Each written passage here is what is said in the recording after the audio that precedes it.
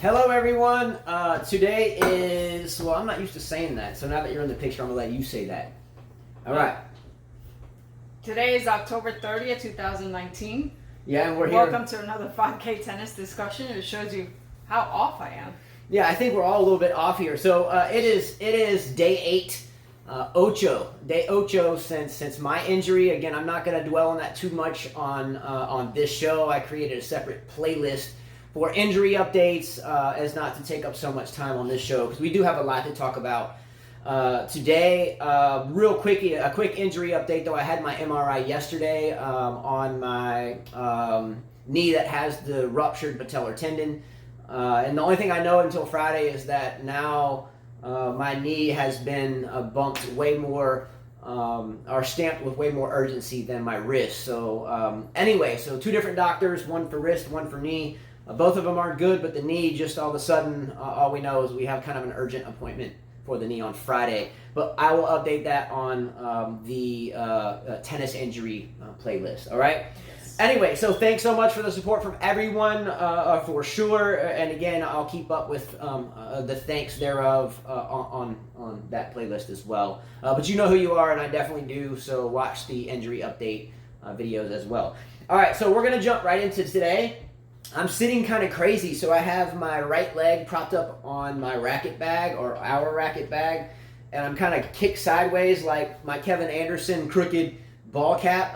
Who called me out on that? Wildlife One? Mm-hmm. Anyway, so yes, I have my Kevin Anderson crooked ball cap on, and my leg is on a racket bag, so I'm kind of posted up like sideways. Yeah, I didn't like the whole couch feeling at all. So I said, let's do it back in our original setting. Yeah, my mom said the couch was what? Like awful? Awful, yeah. Awful. And I agree with her. Look, when you got 5 kids and they're always doing backflips off your... And a dog and a cat. And a dog and a cat, and eventually your couch just looks awful, but you don't buy a new one simply because if you do, then the new one's going to look awful and you're going to be back to square one pretty quick. Yeah. So that's the moral of the story. Duct tape on that bad boy and all. Let's go. Come on, duct tape. Actually, it's black piping tape. I'm actually waiting for them to get older. That way we can get couches. Hey, we have and no more pets. We have slept on the floor in our years with kids, so hey, we like our couch, duct tape and all. All right, so what I'm going to do is try to kind of make this an interesting show. I'm going to make it more rapid because I can assure you it's not comfortable for me to sit here, and we'll get into it in comments. So open up comments. I can use some good comments, right? All right, so the category for this show is this: buying or selling. So that's kind of, for each of these 16 things that I mentioned, we're going to talk about if we're buying them or selling them. In other words, are you buying into it? Or are you just, I don't care, I'm selling it, okay? Or would you waste your time reading it, or would you not? Kind of metaphorically speaking, right? For example, this is not where we start, but let's say I'm a 49ers fan. They're 7-0. Are you buying it or are you selling it? You see what I mean? If you look at their schedule, the Lakers are 3-1. Are you buying it or selling it? The keto diet, like any other keto diet, yeah, or Atkins diet, when they came out or are out now. Are you buying it or are you selling it? That type thing. So right. You follow me? Yes. So I wrote this while she was busy as usual with me.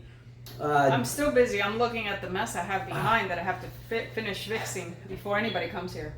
So this is not my normal posture. So excuse my lack of slouching professionalism, because this is really a kooky position. All right. So number 1, are you buying or selling? Carla, everyone else, here we go. Bianca Andreescu's losses. Are you buying into it or just selling it as it kind of doesn't matter? It doesn't matter. I'm selling it for sure. Yes, she's injured, but she'll be all right. Hopefully. I don't think it's fake. Knee, as you know. Yes. Meniscus is what they said. Yes. That is tough. I want to sell it. However, I have to buy into it a little bit, as she just said. The knee. Okay, gotcha. Then I got it wrong. So I want to just sell it and be like, I don't care, but I have to buy into it a little bit because any type of knee injury. Oh yeah, I definitely buy into it then. Any type of knee injury at this point right now, again, my knee will not heal on its own without surgery. It's like this. So I have empathy for anyone that has been through a knee injury of any sort. So I am buying this one. Yeah. But I think she will bounce back and be fine. The meniscus can heal on its own, and it can't be fully torn, or she would have had a hard time walking off. Well, isn't that kind of tough for her, being 19 years old and already with that type of injury? Well, yes and I no. don't remember ever having injuries at that age. You were one of the lucky ones. I had a shoulder by I that have age. yet to have any injury, but after watching you, I'm rethinking the way I play. All right, are we buying or selling Bianca Andreescu's losses? Number 2, Daniil Medvedev losing. Are you buying it or selling it? Oh, I'm selling that for sure. Yeah, I'm selling Who that. Who cares? He lost. He's played so much tennis. Yeah. Who cares? And quote unquote, he has his dream opportunity of being able to play at the ATP end of year finals. Now, that tournament in of itself is very exhibitionist to me. However, $1 million is not exhibitionist to anyone. So I'm selling that as a way for him to be ready for the ATP World Tour finals at the end of the year. So I'm selling it. Mm-hmm. How about you? Buying or selling? Number 3. Roger Federer pulls out of the Paris Rolex Masters as well, the ATP Cup, the inaugural ATP Cup. Are you buying it or selling it? Selling it. I'm selling it as well. Why are you selling it, Carla? It doesn't really matter. Does it really matter that he plays him or not? I mean, he just won Basel, right? Yes. He needs to rest. He is 38. Yeah, the body doesn't recover quite the same anymore at that age. 38 años, 38 years. Let's go. 38. I'm selling it as well. I'm selling it, number 1, because it doesn't matter at all about the ATP World Cup or the inaugural World Team Cup. Why? Because his Laver Cup is part of the politics behind the scenes from a business sense about the end of the year and its cram-packed schedules of all these exhibition-type tournaments, in such a way that it's revamped the way the Davis Cup is even played. And by the way, even more peculiar, Roger Federer pulls out of the ATP World Team Cup, or World Cup, or whatever it is, and then all of a sudden that means Switzerland doesn't play. I don't know how that works or how that even makes sense, but so if you don't know, Roger Federer pulled out of the inaugural ATP Cup. And again, I'm writing this with a broken arm and leg, so if I have this askew, don't shoot me. I've gotten shot a couple times in the past couple days. But he pulls out of a tournament that I think is country relevant, and all of a sudden that alleviates Switzerland from playing. I think if I was Switzerland, again, I do not know how it works, but I think I would try to find 2 players, even at the junior level, to fill in the gap just to make an appearance. Wawrinka's not playing for what reason? They said. Well, what's even more odd is Wawrinka just withdrew from the. So I see that. So for family reasons, he said, therefore Switzerland has withdrawn as the country that qualified for the first entry deadline. So there is no other player besides Wawrinka and Federer that play for Switzerland? Yeah, there's no sub in there. I mean, there's no one at the local club getting down that can fill in that gap. Let's go. I mean, what's up with that? So the whole country's on lockdown. Federer can't show. Wawrinka, wait a minute. Okay, Wawrinka withdrew from the tournament in Basel to alleviate him playing Federer in the semis. Federer goes on to win it. Now, Wawrinka just beat Cilic today, didn't he? Yeah. How did he get... That's healthy in 2 days. That's called that 1-day recovery. Let's get down with that. That's strange. So I am selling the fact that Federer pulls out because I'm selling it because he is in competition, in my opinion, with that cup because of the Laver Cup. So I'm selling it for politics and money there. Number 2, pulling out of Paris. I get it, but it's the end of the year. It wouldn't have mattered anyway. He is 38. I get that too. Do I even think that Federer's that worried about the ATP Finals at the end of the year?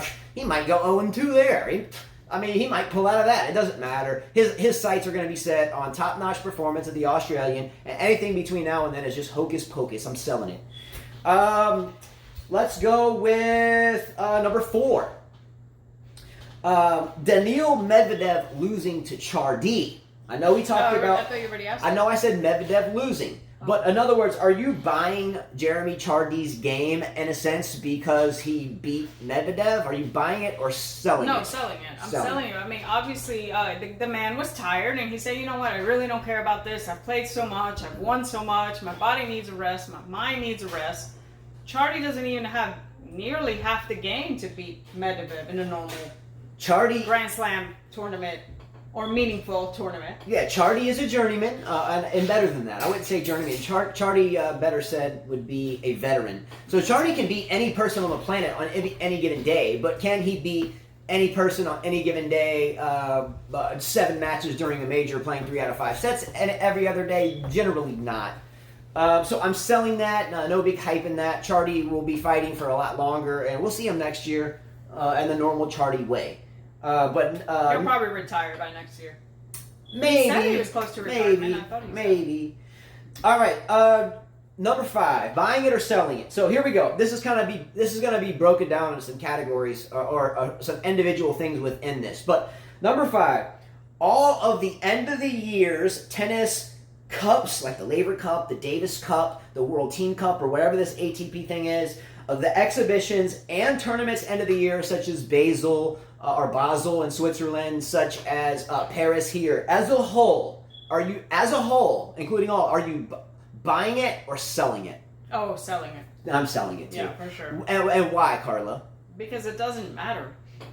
Why is it that it doesn't? We talked about this a lot, but why? But why doesn't it matter to you? Because a lot of these top players are tired, and at the end of the year stuff is not really as important as Grand Slams and the Masters. Yes, there's one Masters at the end, but these guys have gotten married or want to take vacations with their family. They don't care. They don't need the money. They don't need the points.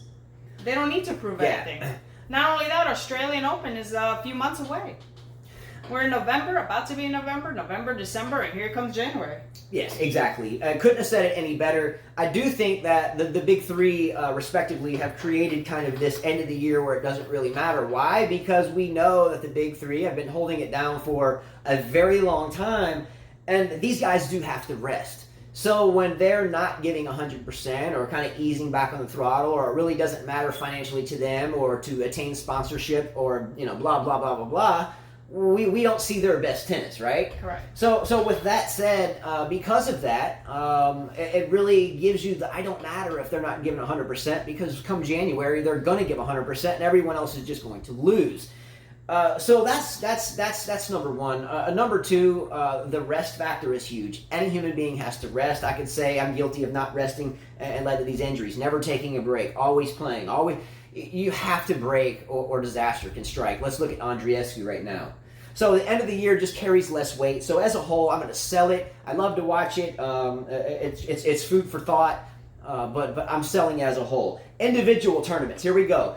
Number 1, Carla, the Laver Cup. Are you buying it or selling it? Obviously selling it.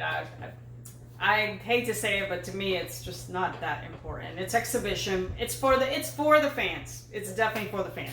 Selling it as a I guess you could say a hardcore fan, coach, player. Selling it. I don't have enough time in the day to watch guys take pictures of themselves and selfies on the sidelines and cut jokes and drink beer at interviews and so forth. So I'm going to sell it because, again, with 5 kids, I just don't have the time to watch it. It is for the fans, but not me. So I'm selling it. The Davis Cup. The Davis Cup. Now, remember, the Davis Cup format has changed as a result, in my humble opinion, of all this conglomeration of cups and next-gen finals and all this stuff that is a money pool at the end of the year. So remember, it's revamped, but are you buying or selling the Davis Cup? Selling it now because of the different format. I'm going to buy it. I'm going to buy the Davis Cup only because I grew up going to Davis Cup matches. My last name is Davis. I have a Davis Woody in my bag. What's up, JD? Can I get some 5s up here?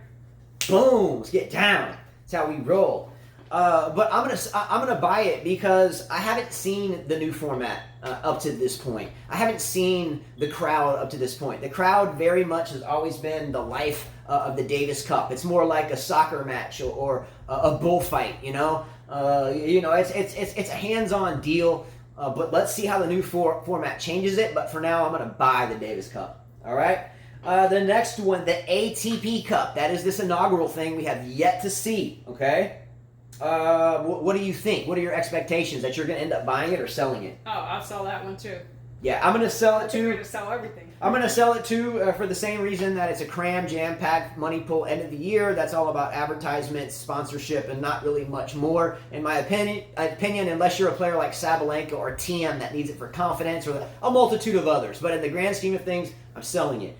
The WTA Final. This was a tough one for me. That's ongoing now in Shenzhen. Are you buying it or selling it?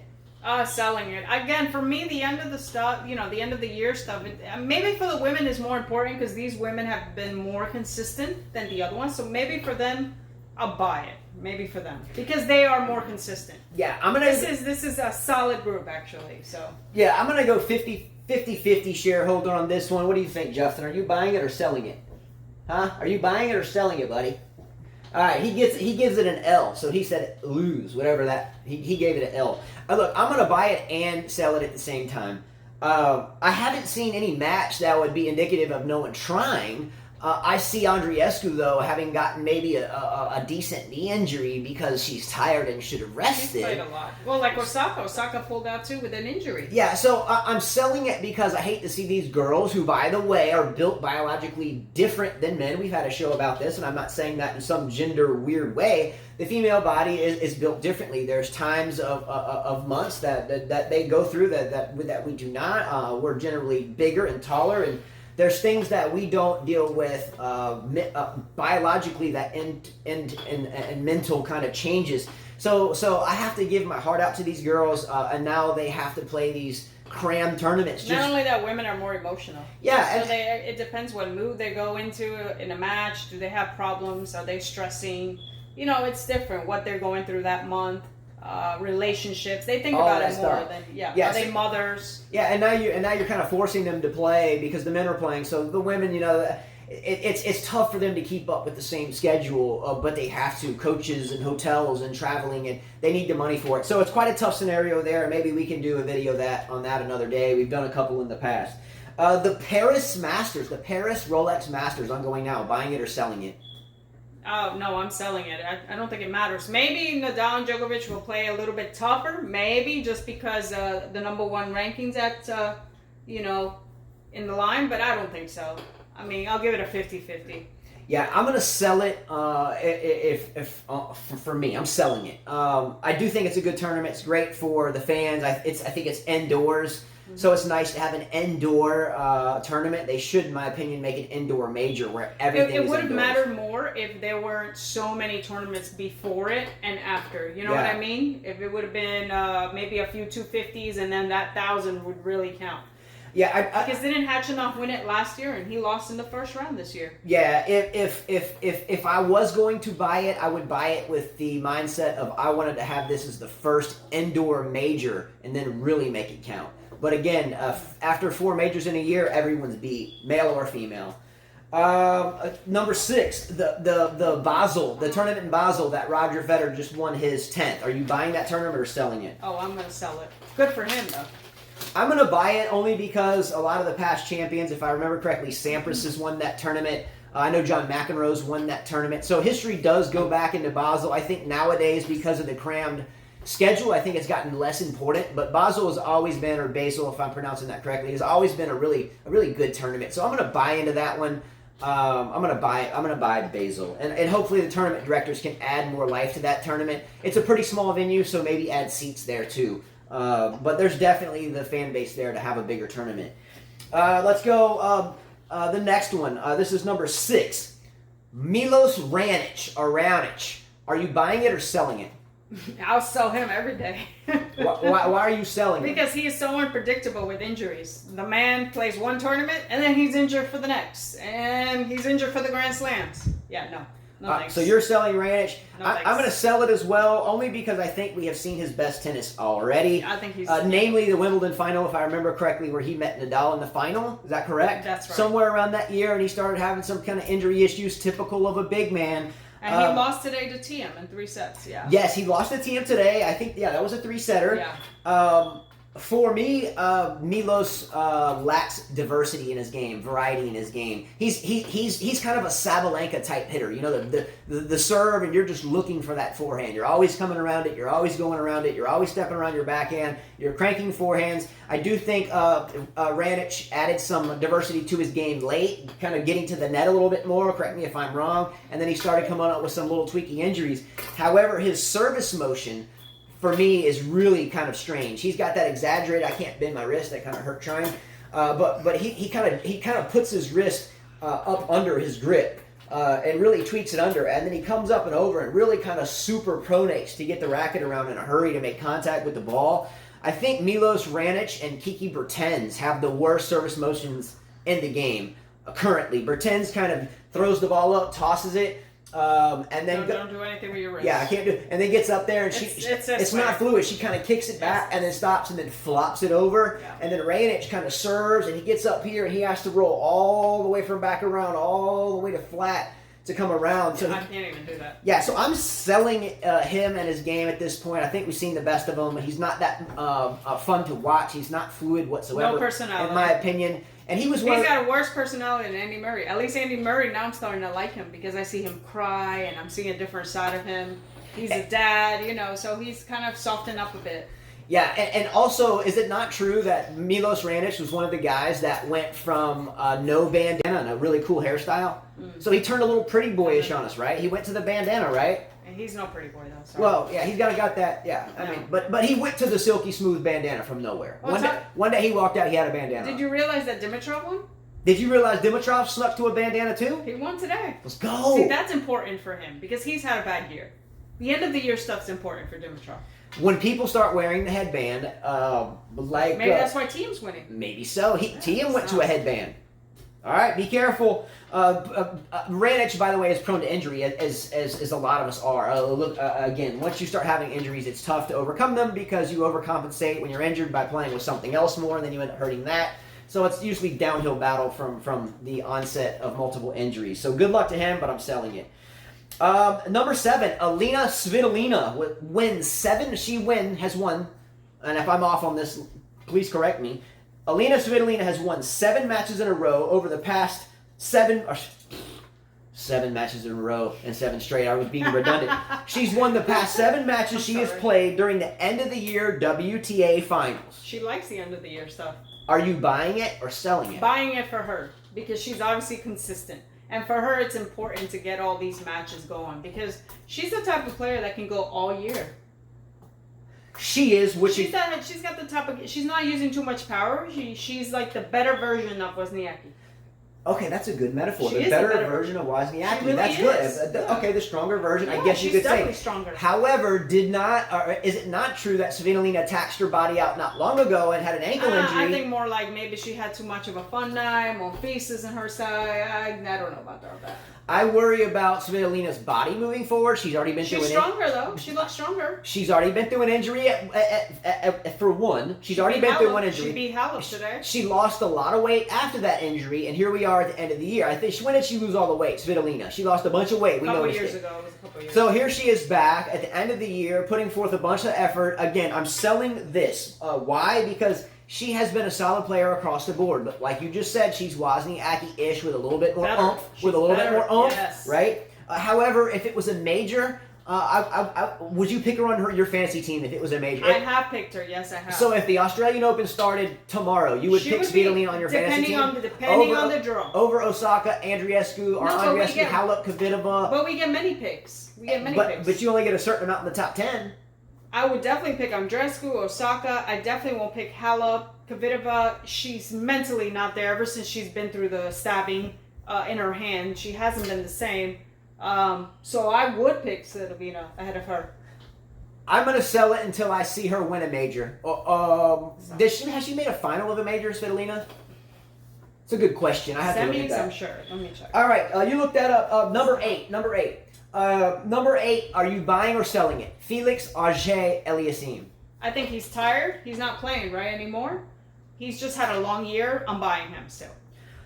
I'm not even going to go on a rampage about that. I'm definitely buying it. He's young. He has great court conduct. He's respectable. He's humble. He looks like a tennis player. He's built like a tennis player. She's made 2 semis. 2 semis. Okay, I want to... Wimbledon and U.S. Open this year.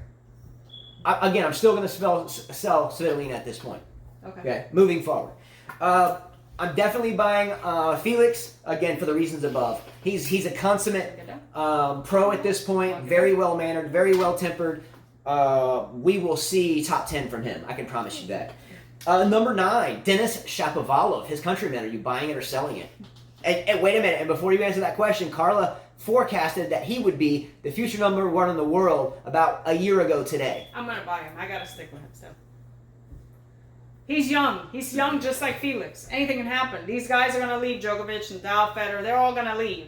And he's going to be there. He's got a great opportunity. He just needs to figure out the right coaching, I think. Change a few things. Not be so hyper. Yeah, that's a tough question. If I'm a major brand, Nike or whatever, and he is sponsored by Nike. Well, I'm talking about landing the mother of all deals, right? Like $100 million shoe deal type thing. I still have to think about that at this point. I'm gonna wave a pass at Shapovalov on this one. I don't want to buy him yet, but I don't want to sell him yet either. But I wouldn't be. If I'm in a business meeting, I'm not upset if it goes either way because I'm really quite neutral on this one. I think he has a great shot at moving forward, but he, just like Tsitsipas, who was even better, has a spastic game and needs to kind of slow down, work the points, work on that one-hander a bit, not open so much when he hits. He flops open. I've talked about this before. He doesn't keep the racket on his playing side and hit through the ball. He kind of hits and then pulls away from the ball, which leads to a lot of unforced errors there. So if I'm playing Shapovalov today, obviously I could not. But I would pick on the backhand, and I would especially work the slice backhand over there and make him hit it long, make him hit it wide, force him to rush a shot down the line. So I wouldn't be afraid to play Shapovalov simply for the fact of his over-anxious game, in my opinion. Okay. Just saying. Number 10, Amanda Anisimova. I'll definitely buy her. Yeah, her dad died. But I noticed that she's been a lot on Twitter. It is her official page, so meaning that she's probably trying to find some comfort by talking to fans and stuff. I think she'll be all right. Shouldn't do anything this year. Shouldn't play any tournaments. Come back for the Australian Open and start off where she left off. I'm going to buy it hands down for the same reasons I'm buying Felix Auger-Aliassime. Just looks like a complete package for her age. She just had her father pass away. Our condolences, obviously. But I think that gives her more reason to do even better. So sure. Hopefully she stays fit, healthy, and her team is even Steven, steady Eddie, follows the process and doesn't get too anxious as I worry about with the Coco Gauff team. I hope it's not too much too soon, but we wish them both the best. I see Anisimova and Coco Gauff being both the future of women's tennis and the United States. So there's a lot of future. The women's tennis is great right now because we're going to see a lot of youngsters take over soon. All right, I'm going to push forward. Are you buying or selling it? Roger Federer cried during his trophy presentation ceremony in Basel when he won it for the 10th time. He was a tearjerker. Are you buying it or selling it? I'm selling that one. Crybaby Federer. She always called Federer crybaby. I'm going to buy it a little bit because right now if I could hit a tennis ball, I would probably cry in happiness. Okay. Well, I'll give you that. Home turf, home people clapping. I'm going to say it is a little cheesy. It is cheesy. Come on. Cheesy. Wimbledon, yeah, I could see him crying. This one, no. All right. Number 12, buying it or selling it. Men's tennis in the U.S. right now. Selling it. There's no one in men's tennis right now. Yeah. USA. Look, I'm looking for someone to buy up the U.S. men's tennis debt of suckiness because they are quite awful. You want to see where we're at time-wise? Yes. But yeah, there has never in my lifetime, 41, been, where are we at? 27 minutes. Yeah, I have never seen a worse setup moving forward in men's tennis. I know, they were talking about Jack Sock. Well, that his ranking dropped out of whatever. He dropped out of the singles ranking, and he was playing a challenger, Charlottesville. I used to live there, beautiful place, by the way. And he got hurt or something, or retired from the match after being down one set. I didn't ever think he was the next American tennis star. I never saw that in him. He had a run to the end of the World Finals, and I think it was ranked number 8 in the world at one point. Another ugly forehand, by the way. Well, just like Tiafoe, ugly forehand. Yeah, he won a Paris Masters, if I remember correctly, one year, and that got him the 8th spot in the WTA Finals one year. I don't recall what year that was. I think it was like a year or two ago. I don't know this personally, except for over the years, I have bumped into people that have said this, or I've read about it, or heard about it here or there at a tournament, that Jack Sock doesn't generally have the best rapport in the locker room. I don't know if that's true or not. I don't want to slander anyone, but I've heard that more times than a few. Last time I saw Jack Sock play, it looked like he had about 12 dozen dirty socks stuffed in his shirt when he was playing because his belly looked really big and it was kind of hot and musty looking, and he looked like a hairy bear. So with hairy and grizzly fuzz. I don't want to make fun of anybody anymore. Yeah, I'm just saying. Look, if you're a dude, he probably was injured and got out of shape. As we know, it's easy to get out of shape when you're injured. You are eating pretty clean, so that doesn't happen. Look, if you're it can happen. You get depressed. I can see why he would be big. I put myself, now that this has happened to you, I put myself in his shoes. I never thought he was talented, but I can see how you can get bigger and gain some weight. You get depressed. You start eating. I haven't done that. Well, because some people tell them they don't eat. Some people don't eat, and some people eat. Everybody's different, so I can give him that excuse. I do know that's good. The lose weight thing I can get. I stepped on the scale and I was like, some people can lose weight and some people gain weight. Everybody deals with stress, with injuries, depression in a different way, and I think that's what happened to him. But he never had the talent to be in the top. Sorry, he just never did. He did it. He got to the finals. It'll be tough for him to even come back, honestly. Yeah, and look, if you're a dude, you can take some criticism. Dude's out of shape. And look, I'm injured. I may not walk right again. But Jack Sock, if he has a shot in, a shot in the dark, then he's got to get back in shape, and he's got to get more positive energy in the locker room. I'm telling you, I've heard at least a dozen times from credible sources. Is he like Gimbelstein? I don't know. I hear he's not really favored in the locker room. Okay. I may be wrong. Right. I love you, Jack Sock. I hope you're well, but I'm just saying. There's just too many guys right now that are hungry and that are trying to stay in that top spot, and it's not coming from the Americans. Tiafoe's not doing much. Taylor Fritz. Taylor Fritz is around. His game is improving, but he still can't beat those top guys. All right, moving forward. Time reasons, and I have no feeling in my right or left leg at this point because of the way I'm sitting. It's like sandbags. All right, number 13, the current influx of beards, mustaches, and fly collars accompanied by a lot of sudden shifts from a backwards ball cap or no ball cap or a frontwards ball cap or a crooked Kevin Anderson ball cap to a bandana. Are you buying it or selling it? In other words, is it a big deal or not? It's not a big deal. It's not a big deal? No. I think it Everybody is. has style. Look, my daughter, both girls today, both of them, one decided to wear her hat forward with the hair down. The other one went backwards with a ponytail. So everybody has a style. Let me tell you why I think it's important. I did some research. If you want to correct me if I'm wrong, please do. But she didn't. I like how you move your 2 fingers. She didn't see this. She didn't see this. So let me tell you what's up. All right. Let me tell you why I think it's a big deal. Number 1, Dominic Thiem goes from a hat to a bandana. He's been playing well. Wow. Frances Tiafoe went from no fly collar to a fly collar and from no beard to a beard. And he got worse. Yeah, he got worse. Okay? I'm showing started the year good and then worse. I'm showing correlation here. Did some research. The beautiful beard, the interesting superhero Benoit, the fly beard, fly collar Pierre, went from no collar to collar and no beard to beard. And he's kind of been your constant variable. That beard is horrible. Yeah, so and he's going from silver hair to brown hair, from like white hair. He's just bored. And that's reality. And the French guys, they like to keep it fashionable. They're lovely. Yeah, so he's keeping it even Steven. Okay, so here we go. Last night I noticed that Jamour had a beard. Okay, now he played Pierre. So his energy it was a beard competition. So Pierre. Did anybody get the tennis ball caught in the beard? I didn't get that. So they had a beard off. It wasn't. I was watching who had the better beard the whole match. So it was important because as a consumer, I was focused on the beard. Here we go. Jordan Thompson, the Australian with the mustache. A fun guy, kind of fun to watch, but every time I watch him play, I think about John Wayne or something. But maybe he should wear a cowboy hat. Yeah, tennis. I don't think John Wayne had a mustache, but I just think Western. You know what? And I'm not a big fan of Westerns, so he sways me to think Western. Isn't there an Australian player who had a mustache? Wasn't it John Newcomb? Yeah. Steve Johnson, another mustache rocker.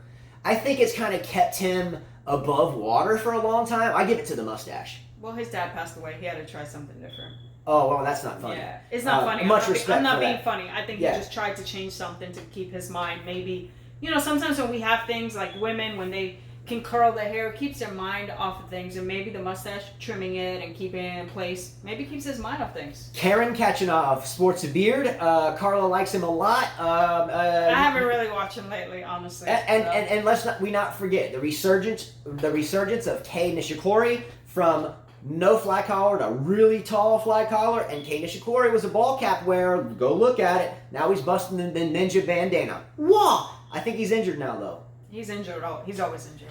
All right, so I am buying it. I am buying it as something for sponsors to watch out for because those bandanas, mustaches, beards, and collars, they add dynamics and airflow and aerodynamics to your game. All right. Sell the product. All right. Or no, buy it. All right, number 14, winding down. Buying it or selling it, the next gen finals this year. Selling it for sure. Selling it We should off. get rid of that, and it would give the guys one more week of a break. Isn't Tsitsipas 21? Yeah. Okay, I think the definition of next gen finals is the best players in the world under 21. They only did that because of the big three anyway. Because they need to get rid of that. So they need to get rid of it. The guys can get a break. So Tsitsipas is the end of the year thing, and he's 21. So what does that tell you? Get rid of the next gen stuff. Give these players a break. If you didn't make it to the final 8, better luck next year. Suck it up. All right, next. The last two, Roger Federer in 2020. How does he do? Are you buying it or selling it? Of course, he's still a champion. Number 3 in the world. I'm buying it. You have to buy it as much as you don't want he's to. Number 3 in the world. Come on. I don't think he'll win a major this year. So be careful. He might surprises. I wouldn't buy too much stock, but you have to buy it. Last one, Novak Djokovic wins 2 majors next year. Are you buying it or selling it? Unsure. Anything can happen. I'm buying it. I think Djokovic. I mean, more buying it than selling it. Yes. I think Djokovic could very well win. Anything could happen. I think Djokovic. For him, yes. Anything can happen. I think he will win the Australian Open. I think he has a shot at the French. I don't think so. I think he has a legitimate shot to win Wimbledon or the U.S. Open. His biggest shots are the ones that are not clay. So. All right, that's it, everyone. Thank you much for your support through this whole injury thing. By the way, we have been kind of humbled in a way. A lot of you have helped and donated. You know what I noticed, that a lot of people that have helped us have been people we just met, or people we don't even know that we talk. That go back and forth on this show. YTEX. YTEX Strings, Ivor, much love. Yeah. We felt guilty of not having YTEX out yesterday. We didn't because I was on the chair. I didn't think I could get up here, but we figured it out with some help from my racket bag. But thanks very much to everyone. And I know he doesn't want to hear it again about Rajesh Kumar. I'm going to thank whether he wants to hear it or not. Well, it was because of him we started this whole thing. I'm the type of person that I won't ask for help. We don't. Him, Barbara Wharton's done a lot. Barbara Messenger, our parents have been really helpful as well. And like I said, you guys have been helpful. Yeah, and there's a lot of you out there. Wildlife One, Karen Kavanaugh, Dave Rains, the list goes on. I didn't write them. I'll do that on the other playlist. But Rajesh was instrumental for myself getting this MRI, which is one important step in this whole deal. So again, it's really Wayne and Chia, who was always checking up on you. So that's really cool. Again, I reiterate what Carla stated. We don't ask people for anything. We kept it like on the down low, and because I don't have insurance, people found out about it and they started working. So it's been humbling to the point of speechlessness. So thank you so much, guys. Please subscribe to the channel if you wish to contribute again to the injury thing. Feel free. It does help. I think total cost as time goes on can get in the tens of thousands, but we're just taking a day at a time and doing our best. And the sun's out, so that's a good sign because I got to train my son. He has a tournament this weekend. That's very important to him. Yeah, I got to stay here and hold up the chair pretty well. But maybe I'll figure out some type of video to do. Maybe we'll do FaceTime. Not FaceTime, but we have that Google stuff where you can see my Yeah, so our oldest son has a tournament this weekend. It's instrumental on one of his applications for a college scholarship to the Coast Guard Academy. Yes, and he pulled up the number 1 seed in the second draw, and he'll be fine. I'll train him for that. Yeah, so his results of this tournament have a large part to do with his potential of playing at the U.S. Coast Guard Academy, which he wants to do pretty badly. And he gets the number 1 seed in the second round. But I think he's ready. We haven't played him in about a year because we wanted him to play us and get better competition. He has beat me, so he has a great shot. He has a great shot. I don't like to think about it too much because I can't go and I can't play him right now. You'll be here. Your mom will be here and the kids will be here. The other ones, if you could go, I would take you. But all right. So I'm starting to feel the intensity of the pain in my knee. That's it. Please subscribe, guys. We would love to make 1,000 subscribers. I think at that point it does help us. I think from a monetary standpoint, we didn't know that. We looked at that. So we would love to get to 1,000.